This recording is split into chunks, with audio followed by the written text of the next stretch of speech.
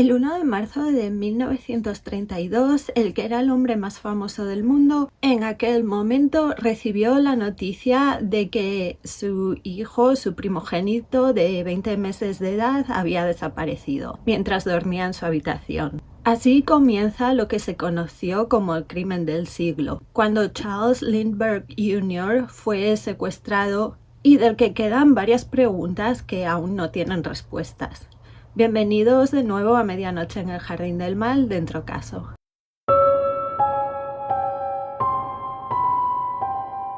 Este es mi otro gato, Mr. Rogers, se llama. En realidad es un gato de un vecino, pero que se vino a vivir con nosotros. Así que os presenté a Leo el otro día, pues hoy os presento a Mr. Rogers, que está, como veis, está de buen año. Está gordito. Charles Lindbergh estaba en su mansión en Highfield, que está en Nueva Jersey, con su mujer y su hijo de 20 meses, Charles Lindbergh Jr. Voy a llamarlos Charles padre y Charles hijo porque si no se complica. Como ya os dije, en aquellos momentos Charles padre era uno de los hombres más famosos del mundo porque había conseguido hacer el primer vuelo en solitario desde Nueva York hasta París. A las 10 de la noche del 1 de marzo de 1932, la niñera escocesa del pequeño Charles fue a la habitación del niño y se encontró con que no estaba en su cuna y no estaba en ningún sitio de la habitación. Así que avisó rápidamente a los padres y el padre Charles subió a la habitación, vio que sí que el niño no estaba por ningún lado, pero sí que había restos de barro en el suelo de la habitación y también había un sobre blanco encima de un radiador. Al abrir este sobre se encontró con una nota escrita en inglés pero con muchos errores gramaticales. Y en la nota le pedían $50.000, que hoy en día es más de $1 millón, y le decían exactamente cuántos billetes de cada tipo entregar. Pues en plan, pues yo qué sé, 4.000 billetes de $20.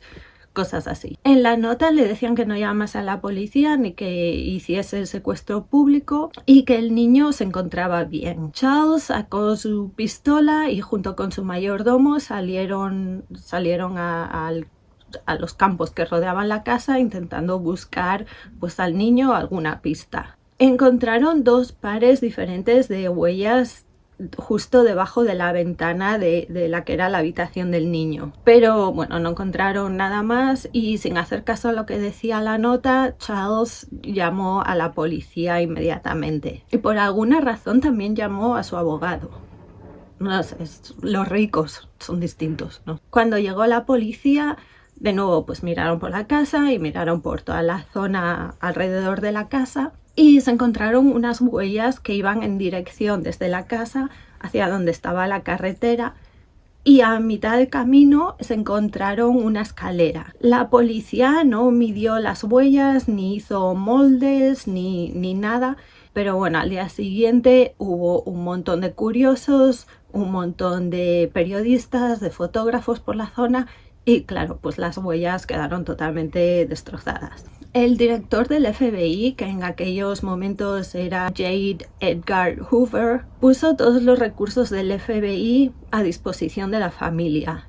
Y hasta el presidente de Estados Unidos habló del caso y les reiteró que tenían todo su apoyo y lo que necesitasen. El 6 de marzo llegó otra carta y ahora pedían $70.000, que viene siendo $1.650.000 de hoy en día. En esta carta también decían que el niño estaba bien, que estaba siendo cuidado por mujeres, y el 8 de marzo el abogado de Charles recibió otra carta y en esta los secuestradores pedían que se pusiese, que seleccionasen a un intermediario entre los secuestradores y la familia Lindbergh. Ese mismo día un hombre llamado John Condon, de 72 años y que vivía en el Bronx, donde había sido director de instituto, escribió a un periódico ofreciéndose como intermediario. Este señor incluso ofreció dinero suyo propio para ayudar a pagar el rescate.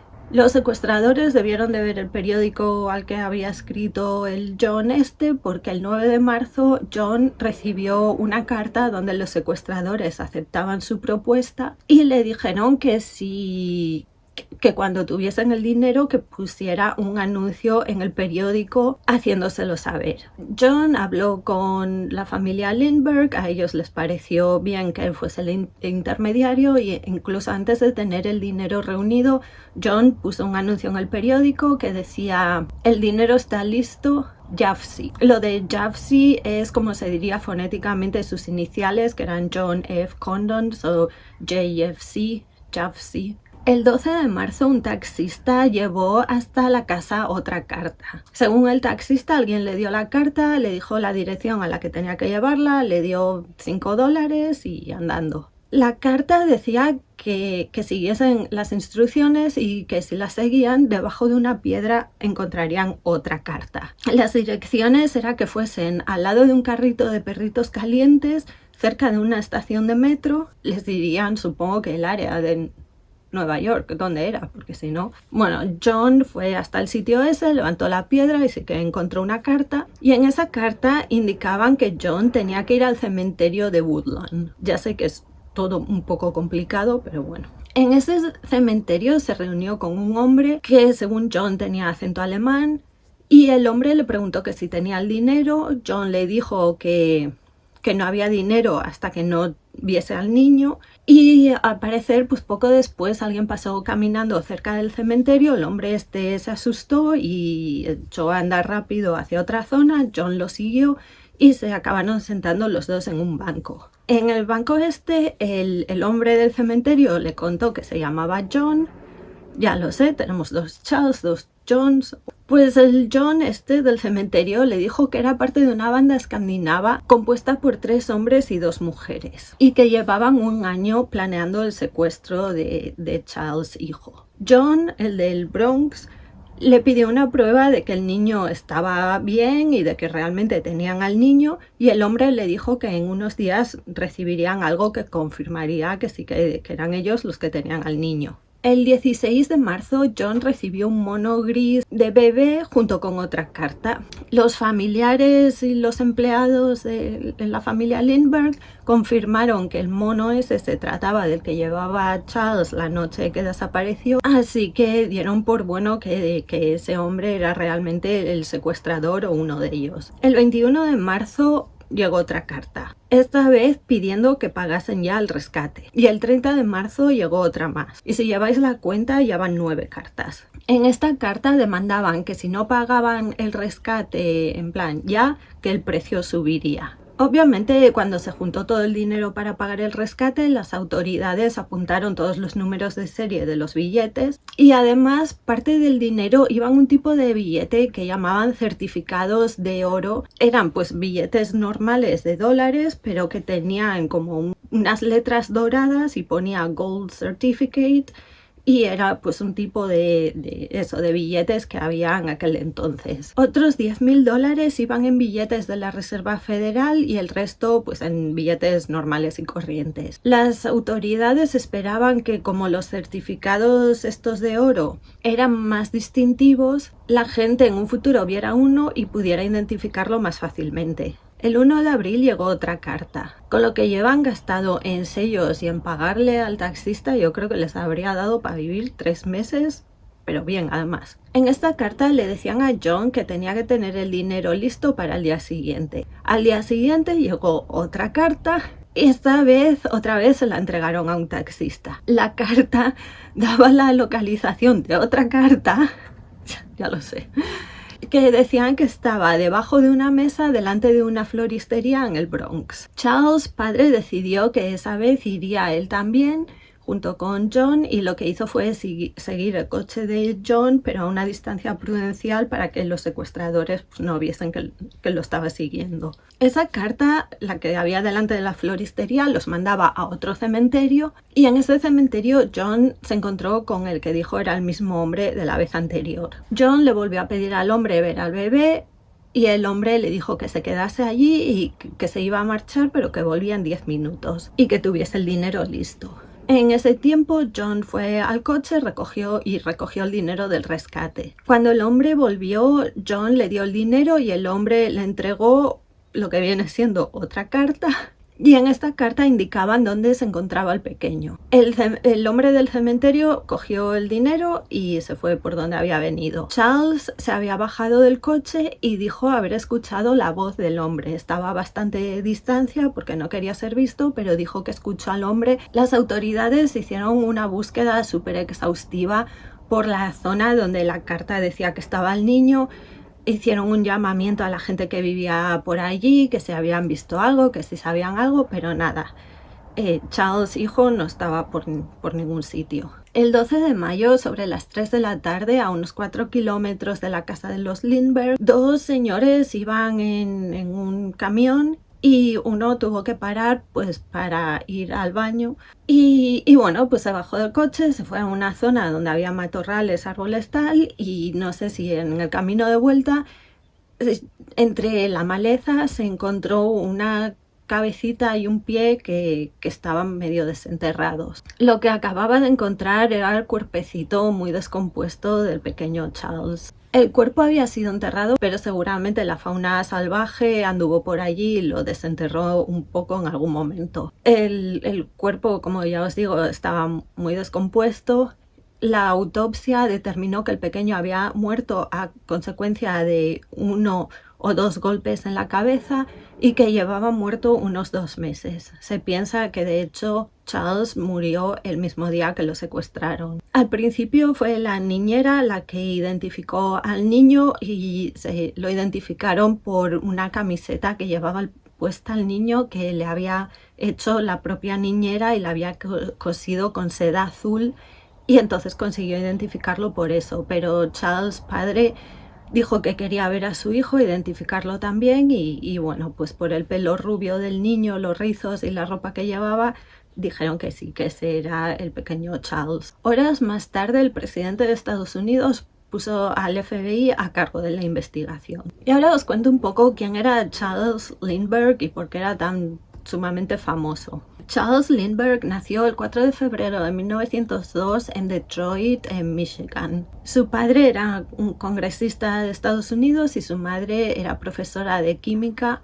Sus padres se separaron cuando él tenía 7 años y fue de colegio en colegio, cambiando mucho. Cuando vivía con su padre iba a un colegio, luego iba con su madre otro. Cuando acabó el instituto, Charles fue a la universidad a estudiar ingeniería mecánica, pero solo hizo 2 años antes de decidir dejarlo. Charles siempre había tenido mucho interés en todo lo relacionado con la mecánica y con volar. Así que con 20 años se matriculó en una escuela de vuelo para sacarse la licencia de piloto y en 1926 Charles empezó a trabajar como piloto postal, o sea, llevando cartas de una ciudad a otra. El 20 de mayo de 1927 despegó desde un aeródromo en Long Island y 33 horas y media más tarde aterrizó en París, donde una multitud de más de 150.000 personas lo estaba esperando para celebrar la hazaña. Charles se acababa de convertir en la primera persona a hacer un vuelo transatlántico en solitario. Ya se había hecho un vuelo transatlántico unos años antes, pero iban 2 personas. Esta vez fue la primera vez que iba una persona sola. Charles era ahora una celebridad a nivel mundial y todos querían verlo, hablar con él, estar en su presencia, era casi como un dios. De vuelta a Estados Unidos, el presidente le otorgó la medalla al honor, la revista Time lo nombró hombre del año. Charles se pasó meses haciendo tours cual estrella de rock, de país en país, en plan gira sudamericana, y pues eso, iba de país en país volando con su avión que se llamaba el Espíritu de San Luis. El 27 de mayo de 1929 Charles se casó con Anne Morrow, que era hija de un socio de JP Morgan y de una familia muy adinerada. En 1931 construyeron su casa en un lugar apartado, en un lugar bastante que no había nada alrededor, porque estaban un poco cansados de ser tan famosos y de estar como siempre acosados por los medios y por la gente, porque todo el mundo quería saber de ellos, así que querían, tener un sitio donde poder estar tranquilos. Y fue en esa casa desde donde desapareció Charles, hijo, y a la que después de identificar su cuerpo los Lindbergh nunca volverían a pisar la casa y la vendieron muy rápido. Pero no era oro todo lo que relucía con Charles. Y luego os contaré más.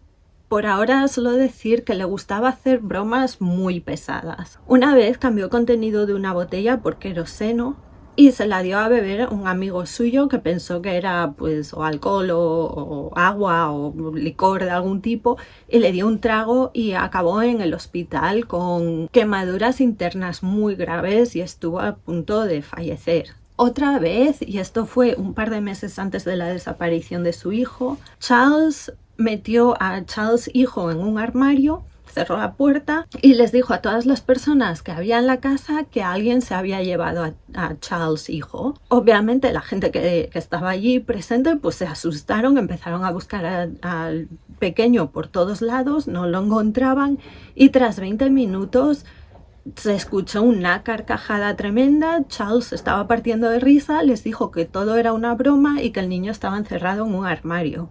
Imaginaos, el niño que tenía, pues era 2 meses antes, pues 18 meses, o sea, año y medio, su padre lo dejó encerrado en un armario, eso, durante 20 o 20 y algún minutos. La casa está en Highfields, estaba sin terminar y todavía, bueno, había trabajos de construcción en algunas partes de la casa. Durante la semana, Charles y Anne vivían en casa de los padres de ella y solo iban a la casa de Highfields los fines de semana. El día de la desaparición del pequeño Charles fue un martes y esa era la primera vez que el niño pasaba un día de entre semana en la casa. Y solo estaba allí ese día porque tenía un resfriado y los padres quisieron no viajar mientras el niño estaba malo y darle tiempo pues para recuperarse, para ponerse mejor. Pero esa decisión la tomó la madre la mañana de ese mismo día. Ese día su niñera le confeccionó una camiseta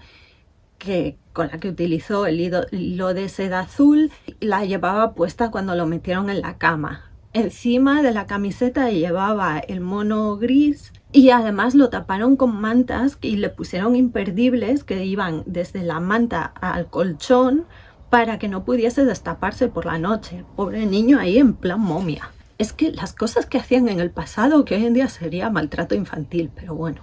Entre las 8 y las 10 de la noche, Charles prohibía que nadie fuese a la habitación de su hijo a mirar si estaba bien o lo que sea. Por orden del padre, entre las 8 y las 10 de la noche nadie podía ir a la habitación del niño. Claro, la investigación de un secuestro se convirtió ahora en la investigación de un asesinato. Los investigadores se centraron primero en gente que conocía a la familia porque, por suerte, porque así se resuelve más rápido, pero por desgracia, generalmente cuando ocurren este tipo de crímenes, las personas, los culpables son gente o de la familia o muy cercanas, entonces pues empezaron a mirar a gente cercana a la familia. He de decir que yo creo que jamás miraron a los miembros de la familia, porque claro, eran pues un poco intocables. No estoy segura al 100% de eso. Yo no vi nada, ningún sitio que dijesen que investigaron a los padres, por ejemplo.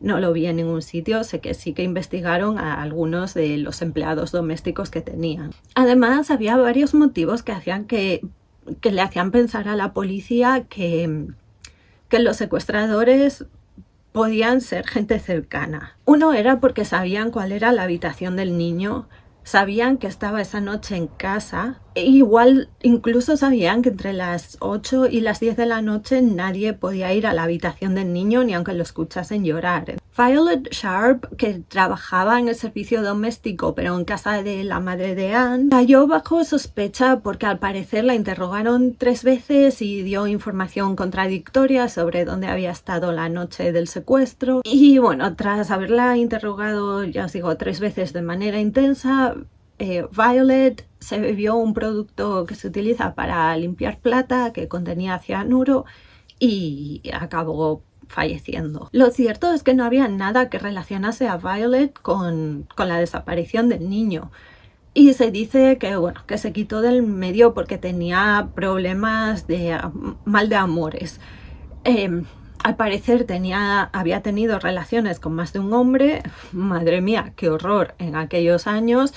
Y bueno, estaba preocupada por lo que podía pensar su familia además, así que pues decidió que por esa parte que se iba a quitar del medio, pero que no tenía nada que ver con la desaparición del niño. La policía no encontró huellas dactilares en la habitación, pero es que no encontraron ninguna huella de nadie, no había huellas dactilares en toda la habitación. Y tampoco encontraron huellas dactilares en la escalera esa que habían encontrado en el camino. Las cartas parecían haber estado escritas todas por la misma persona y no sé si debido a la gramática o a qué, la policía decidió que el autor era alemán. John, el que había sido intermediario, y uno de los taxistas trabajaron con la policía para hacer un retrato de robot del hombre con el que habían hablado, y John también estuvo bajo sospecha porque parecía que le estaba gustando demasiado su papel en toda la historia.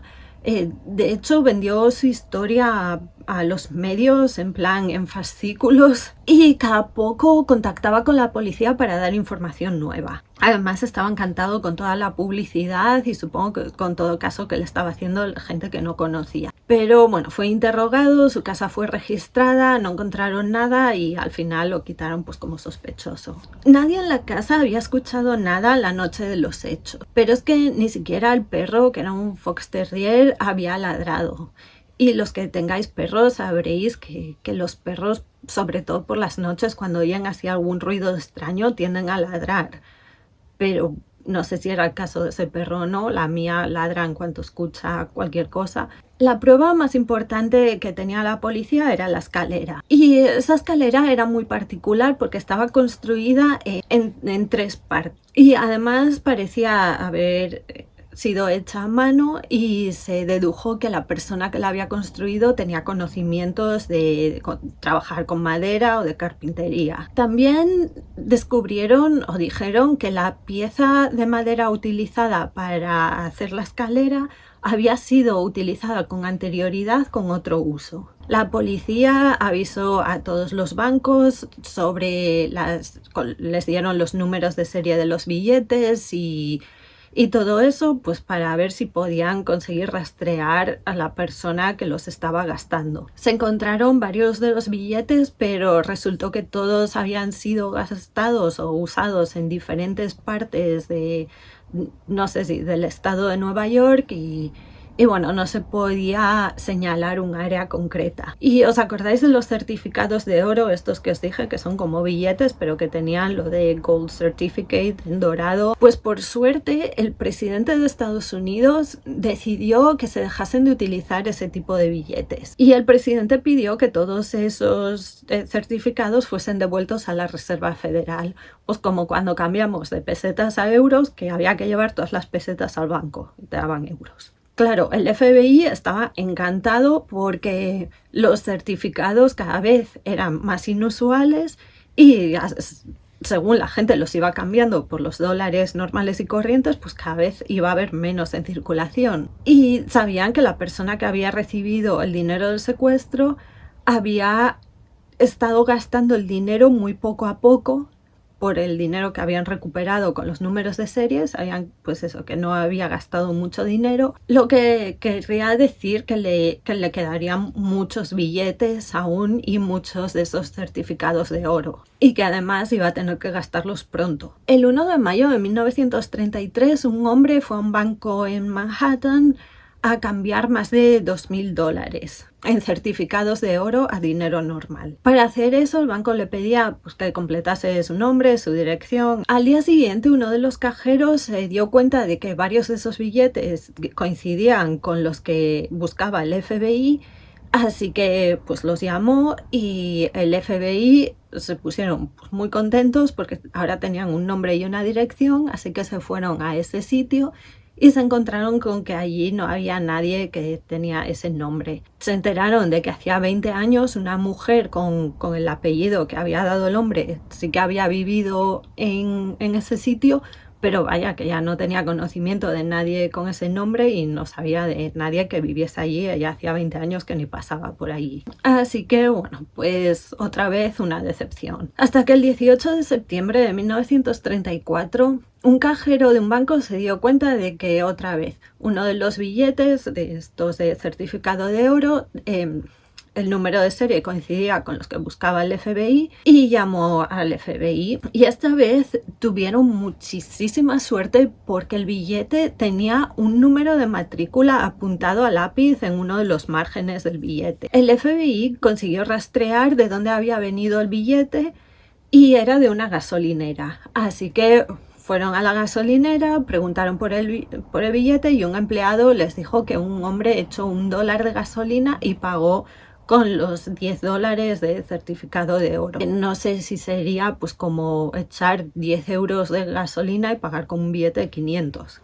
Bueno, al hombre le pareció que igual el billete que le había dado era falso, entonces decidió apuntar el número de matrícula del hombre por si había algún problema. El coche estaba a nombre de un tal Bruno Richard Hauptmann, que vivía en el Bronx, aunque había nacido y vivido en Alemania, donde estuvo de aprendiz de carpintero. En Alemania, Bruno tenía varios arrestos por robo e intentó entrar un par de veces a Estados Unidos, pero fue deportado. La tercera vez consiguió entrar, creo que de manera ilegal. Se casó con una camarera alemana que conoció ahí en Nueva York, que se llamaba Anna. Trabajó como carpintero y tuvo un hijo llamado Manfred. Cuando el FBI arrestó a Bruno, encontraron que llevaba encima un billete de $20 de certificado de oro y que coincidía con el número de serie en los que buscaban. Los agentes registraron su casa y el garaje, que estaba aparte,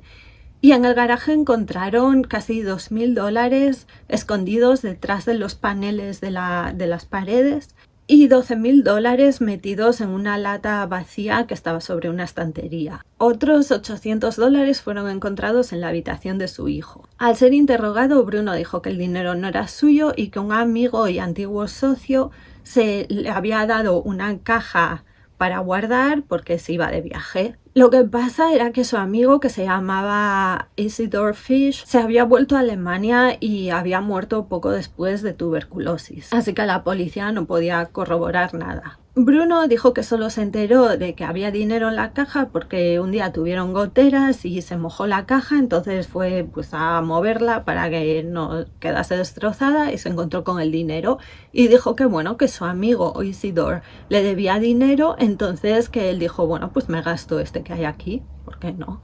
Pero que no sabía nada del secuestro y que él no tenía nada que ver. En el ático la policía vio que tenía un suelo de madera y que parecía que faltaban unas piezas. Más tarde en el juicio, un supuesto experto en madera declaró que la madera utilizada para construir la escalera con la que llegaron a la habitación del niño y la madera del ático que eran idénticas. También encontraron el número de John Condon escrito dentro de un armario. El juicio comenzó el 3 de enero de 1935 y duró 5 semanas. Al final, Bruno fue condenado a muerte, pero para conseguir este veredicto la acusación tuvo que hacer malabares. En aquellos tiempos, y os parecerá muy heavy porque lo es, pero en aquellos tiempos, por lo menos en el estado de Nueva Jersey, el secuestro no era considerado un delito. Y para ser condenado a pena de muerte, pues tiene que haber, eso va por estados, cada uno es diferente, pero tiene que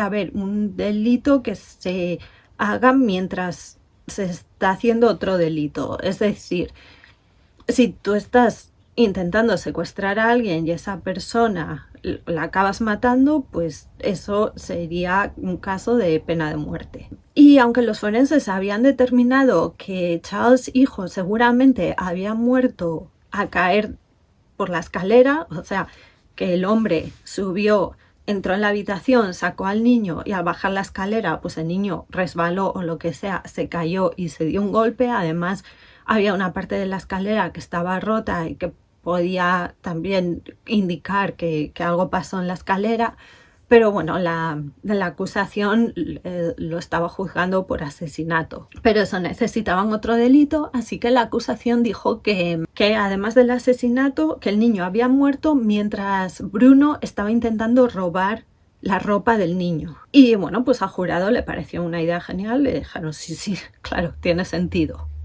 Así que nada, pues eso, lo condenaron a muerte. El 3 de abril de 1936, Bruno fue llevado y ejecutado en la silla eléctrica. Pero como os digo, este caso sigue dando mucho que hablar y hay un montón de teorías. Os voy a exponer unas cuantas y ya me diréis qué pensar, porque yo la verdad que voy cambiando voy diciendo si es culpable, no sé, sí lo es.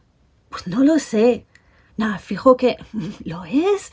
Así que ya me diréis qué pensáis. Bueno, cosas que hay en contra de Bruno. Tenía el dinero o parte del dinero del rescate. Además, contables forenses consiguieron registrar todos los gastos que había hecho y consiguieron pues que todo sumase la cantidad exacta de dinero que había recibido del rescate. Era carpintero y sabía construir cosas pues como las escaleras. Tenía el nombre de John y su número de teléfono escrito en un armario. Testigos dijeron que era el hombre que habían visto. Tenía antecedentes penales por robo. Expertos en caligrafía dijeron que las cartas y las muestras de escritura que le pidieron a Bruno que coincidían. Isidore, el hombre que Bruno dijo que le dejó el dinero en la caja, no parecía tener dinero. De hecho, su casera dijo en el juicio que era incapaz de pagarle el alquiler, que eran solo, creo que sobre $3 a la semana,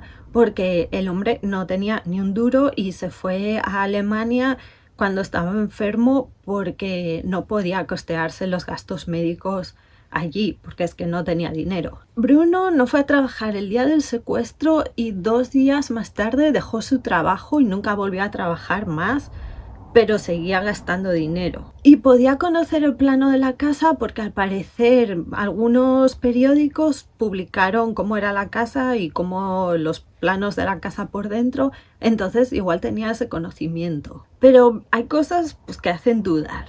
Al principio, John y Charles, que fueron los dos testigos que identificaron a Bruno, como John dijo que era la persona a la que había visto en 2 ocasiones en el cementerio y Charles dijo que era la persona a la que había escuchado, al principio no pudieron identificarlo. O sea, al principio pues eso, les dijeron pues conocéis a este hombre, es este hombre, y no pudieron identificarlo, pero de repente en el juicio sí que pudieron. Según John, lo que pasa es que según dijo, cuando la defensa le preguntó sobre eso, bueno, no podías identificarlo y ahora de repente sí, él lo que dijo fue que no, es que yo lo identifiqué en mi cabeza, pero no lo dije en voz alta. Y bueno, además hoy en día se sabe que los testigos visuales son poco creíbles porque la memoria nos juega malas pasadas y no nos acordamos bien de a qué hora hicimos algo o qué día o cosas así. Otra cosa es que una persona sola no podía cargar con la escalera y con el niño al mismo tiempo. O sea, que tenía que haber por lo menos otra persona más que hubiese ayudado. Además, las huellas, había 2 pares diferentes de huellas. Así que tenían que ser 2 personas como mínimo. ¿Cómo sabía Bruno que el niño iba a estar allí el martes? Eso, nunca estaban allí entre semanas, solo los fines de semana. Entonces, ¿fue coincidencia? ¿Fue que no sabía que solo estaban allí los fines de semana y pensó, bueno, deben vivir aquí todo el tiempo y justo coincidió que el niño estaba allí? Pues puede ser. El experto en madera, escuché que, bueno, hoy en día no sería fiable porque sobre todo con los instrumentos que había en aquel entonces no se podía determinar si la madera era la misma, si las vetas coincidían exactamente ni cosas así. Hace poco tiempo también hicieron un análisis caligráfico de las muestras dadas por Bruno y de las cartas y los resultados dijeron que no era la misma persona las que las habían escrito las dos. Claro, no se sabe si el bebé no lloró cuando lo cogieron, porque como el padre dijo que no podían ir a la habitación aunque el bebé llorase, pues igual sí que lloró, pero lo ignoraron. Pero sí que nadie de la casa dijo escuchar llorar al bebé en aquel momento. Y bueno, lo de el perro no ladrar puede ser también que estuviese en otra parte de la casa y que no escuchase nada, pero bueno. Y luego también pues que no había huellas dactilares en ningún sitio, no las había en las escaleras, no las había en la habitación, eso no las había por ningún sitio. Entonces, bueno, pues también lleva a preguntarse cosas. Hay gente que cree que fue el mismo Charles el que mató al niño y que luego fingió el secuestro. Y lo cierto es que la familia Lindbergh pasó de ser súper querida, admirada y amada a ser bastante odiada. Y eso fue pues por varios motivos. Uno era que durante todo el secuestro y luego cuando se encontró el cuerpo del peque, parecían muy fríos, no mostraban emociones, parecía que como que había un espacio entre ellos y el resto y no... Pues ya sabéis cómo es la gente, pasó en más casos, ¿no? Que si no demuestras pues llorera o emoción o lo que sea, pues es como hay algo raro. Charles también creía en la superioridad de la raza blanca sobre el resto de razas y en mantener la pureza de esa raza. Y según dice alguna gente, el niño podría tener algún defecto que el padre no le gustase y que fue por eso por lo que se deshizo de él. No sé, me parece un poco bestia. Además, nadie dice que el niño tuviese ningún defecto. Me parecía que era un niño totalmente como otro cualquiera. Pero bueno, esos eran los ideales del padre. Poco después, esto claro, fue en los años 30, pues poco después, Charles se identificaba mucho con toda la ideología nazi, odiaba a los judíos, aunque luego cambió de opinión. No se sabe si cambió de opinión pues porque realmente empezó a pensar que no eran así las cosas o que cambió de opinión porque, bueno, pues iban a perder la guerra, muchísima gente, sobre todo en Estados Unidos, ¿no? Estaban muy en contra de ellos. Entonces, bueno, pues era como ponerse en la posición menos popular. En su autobiografía, Charles escribió en contra de los pilotos ligones, estos que tienen como una novia en cada puerto, y también criticó a los cadetes del ejército por ir de relación en relación y no tomárselas en serio. También escribió que su romance ideal era una relación estable de larga duración con una mujer inteligente, con buena salud y con buenos genes, porque su experiencia criando animales en su granja le enseñó la importancia de la buena genética. Así que en plan, que los ricos se procreen con los ricos porque tú no quieres mezclar genes con un pobre, ¿por qué no? Porque eso es ya la persona resultante va a ser de más baja calidad. Y diréis, bueno, pues muy bien sus ideales del amor y todas estas cosas, ¿no? Pero bueno, que se sepa, y yo me supongo, esto es opinión propia, así que familiares de Lindbergh, si veis este vídeo, no estoy diciendo que sea el caso, pero me imagino que sí que era el caso. Desde el 57, como os digo, por lo menos, Charles mantuvo relaciones largas con al menos 3 mujeres en Alemania. Con una tuvo 3 hijos, con su hermana, con la hermana de esta mujer, tuvo 2 hijos, y con una tercera tuvo otros 2 hijos. Con estos 7 hijos siempre utilizó un seudónimo y días antes de morir escribió una carta a sus 3 amantes diciéndoles que no hablasen de él, que no les dijesen a los niños quién era el padre ni que le contasen nada a nadie. Y de hecho así lo hicieron las mujeres hasta que una hija, pues no sé, se enteró de alguna forma, creo que encontró cartas que había escrito Charles a su madre declarándole su amor eterno, todas esas cosas. Entonces, bueno, años más tarde hicieron pruebas genéticas y demás y sí que son todos hijos de él. Pero bueno, pues eso, que pasó critico a todos los que no se toman las relaciones en serio y a todos los ligones estos, pero luego yo, ¿sabes? Me zumbo a medio país.